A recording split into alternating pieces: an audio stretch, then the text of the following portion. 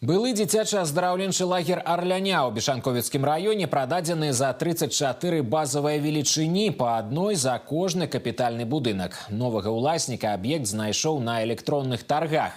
Агульная плошча лагера перавышае 3000 квадратных метраў. У яго склад уваходзяць спальныя карпусы для дзяцей і персаналу, сталовая, будынак начальніка, клуб, склады, бухгалтэрыя. Прадастаўляецца і зямельны участак плошчай каля 3,5 гектараў.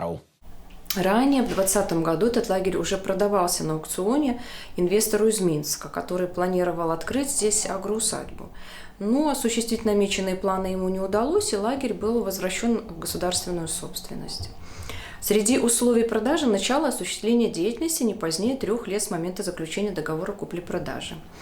Комитет надеется, что у нового собственника все получится и планы осуществятся.